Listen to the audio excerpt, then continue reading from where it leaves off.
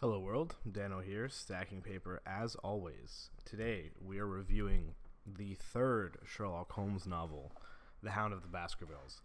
Going out and saying absolutely this is the best novel so far, it's not even close. There's a good reason why, because I'm an idiot and I didn't realize, I thought he wrote the Adventures of Sherlock Holmes in between the Sign of the Four and this book, but he wrote two collections in between, so that's 24 total short stories in between the second book and this third book, which explains so well why Sherlock and Watson are so much more fleshed out, and he's like clearly figured out the personalities of these two characters and how they interact. Like, it's fantastic because like I'm in the middle of the Adventures of Sherlock Holmes right now. So I was kind of getting an idea, and I was going to read the memoirs, which is the second collection, after this book, but I should have read it before. But anyway, digressing, this book fucking rocks, honestly. It's got so many more layers. It has the first, or I want to say true, like, red herring, without being a spoiler. There's like third-party elements in this book that aren't actually part of the case at hand, but they don't really know that. They don't know like what part is like important or not, which is like I love the curveballs that this one throws. Also, it's not even really a Sherlock book. This is way more of a Watson book, because for the I want to say like 70% of the story, Sherlock just isn't really in it.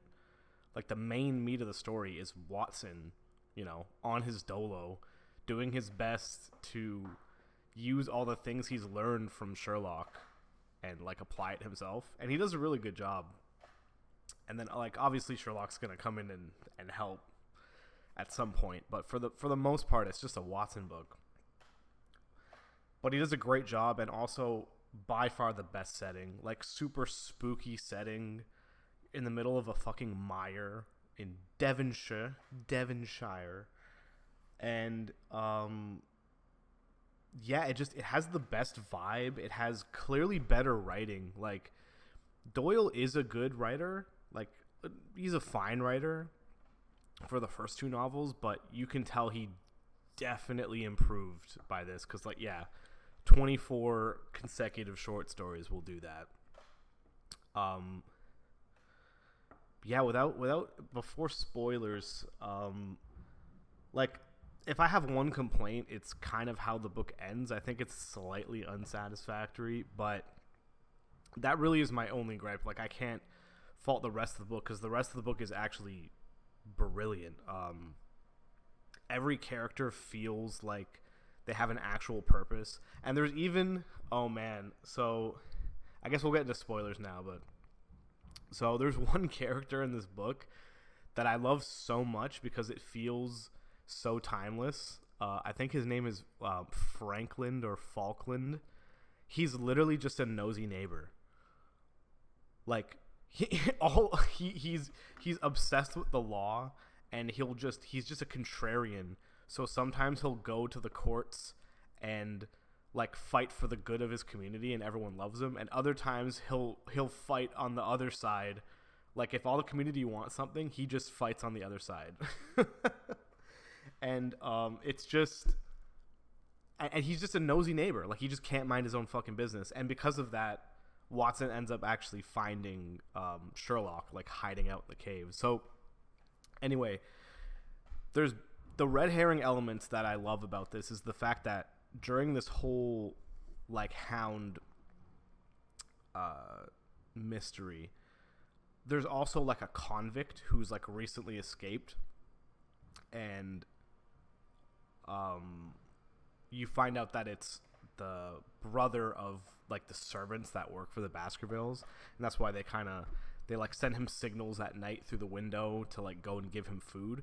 But obviously Watson finds out about this, and he tells Sir Baskerville, and when they confront them, I just love that like this has literally nothing to do with like the mystery at hand. It's just like a third party element that is just there. which ends up coming back around and involving itself because Henry feels bad and he decides to give this guy his clothes, and then the Hound kills that guy because he's wearing Henry's clothes. Like, and then again, like Mr. Falkland, the neighbor that can't mind his own business, he also doesn't. He's not really part of the mystery. He's just there, and he involves himself for no reason. But I love that because it makes it feel more like they're part of the real world, you know? Because these mysteries aren't isolated. Like, it's like there is a real world happening outside of the mystery. But I feel like with the first two novels, it doesn't really feel like that. It almost feels like Holmes and Watson are just kind of doing their own thing, and like nothing else exists around them. They are the center of the universe. But this book actually fleshes out like other people, and there's just kind of like X factors. If there's one gripe I have, it's that at the end, like, they kill the Hound because it is an actual dog. That's the one thing too. I thought it was going to be kind of like a puppeteered thing, but no, it is a real hound. It's just a big fucking dog that this guy trains and puts phosphorus on his eyes, so it's like he has flaming eyes and shit. Pretty radical. But like, he runs away and he has like staked into the mire so he knows like where to walk. But they basically just surmise that like he just fell in. Like, they don't actually catch him. They don't talk to him or anything. He's gone, you know? So that was a little unsatisfactory, I'll be honest. But everything else is fucking great. He's really like, he figured out. He locked in on what these Sherlock stories are supposed to be, clearly because of the experience he had writing the short stories. But there's just so many great elements. Like, the moment where Sherlock's looking at the paintings in Baskerville Manor and he realizes that one of them is like the spitting image of Mr. Stapleton, and then right there in that moment he's like, oh, he's the fucking guy. He's trying to kill them to steal the fortune. Obviously that would be the reason, but you wouldn't think so because there was only one Baskerville. Like, Charles died. They replaced it with Henry. And it's like, it does seem a bit convenient, and Watson even says at the very end, you know, even if he did succeed in killing Henry, how would he get the money and like leave? Like, the authorities would obviously find it extremely suspicious that there's a guy who just lives out in the mire that just happens to be part of the Baskerville estate, and conveniently the two of them were just killed near him. Like, what was his thought process? And I kind of love that Sherlock is like, dude, you don't ask me stuff about the future, because like, he's almost saying like, you're giving this guy too much credit. Like, yeah, he was clever in how he planned on killing him, but don't think that just because he was that clever that he was thinking, you know, that far ahead. That, like, I do love that he's kind of honest in that sense. But yeah, like, what else? I'm trying to think of like other elements, because I did read this book like kind of slow. I read it over a decent period of time, mostly because I was only reading it at work. But I at the very beginning, when Buddy's shoes just keep going missing, I was wondering that once I got close to the end of the book. I'm like, how are they gonna tie in this guy's missing shoes? And of course, when they get to the safe house where the guy's supposed to be, and they see the shoe in the mire, Sherlock's like, yeah, he's been following him around London, and he stole his shoes so that he can give it to the dog so he can get his scent. But the reason he had to steal the shoes 2 different times is because the first time it was a brand new pair of shoes. Like, that's why Henry was so cheesed, because he's like, man, I just bought these fucking shoes and someone stole one. Yeah, not even the pair, they just stole one. Like, why would they do that?